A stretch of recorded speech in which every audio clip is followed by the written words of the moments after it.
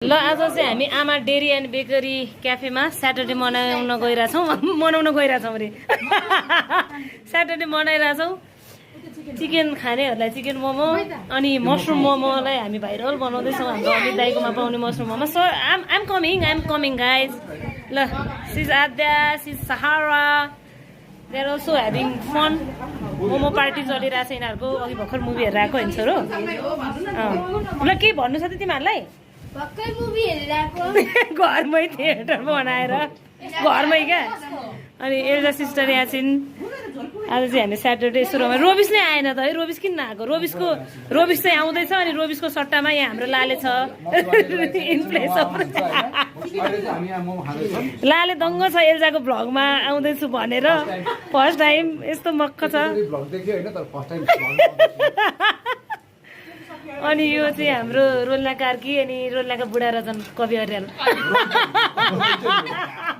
होइन त। आज 10-11 वर्षपछि आएर अघि उता बुवालाई भनेर चिनायो क्या। ऊ चाहिँ रोल्नाका बुढा भनेको त्यसो भन्छ। लाठी भन्छन् भिनाललाई चल्छ क्या हाम्रो भनेर भने मैले। यो सबै भ्लगमै आउँदैछ गाइज होइन।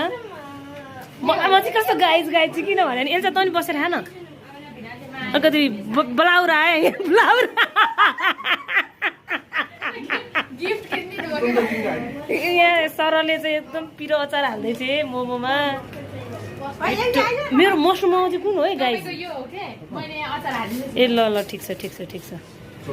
भिनाजु पनि मक्ख परेर सालीहरूले घेरेका छन्। भिनाजु दङ्ग हुनुहुन्छ। सालीहरूले घेरे पनि बस्न चाहिँ बुढीसँगै बस्नु भएको छ है त्यो भिनाजु। यस्तो छ माया। ए यो चाहिँ मेरो लागि हो छुट्टै।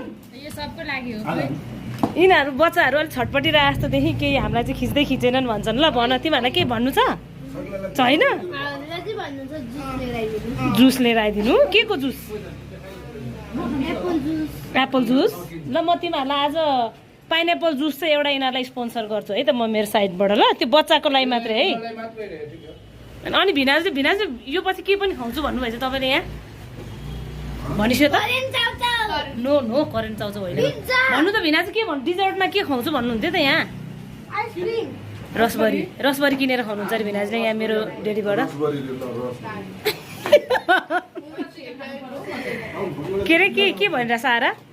भन त भन न। किन मुभी थिएटर चाहिँ ल सब्सक्राइब गरिदिनु, लाइक गरिदिनु भनेर रिक्वेस्ट गर। ल नानी पनि भन त अलिक धेरैले गरिदिनुहुन्छ कि?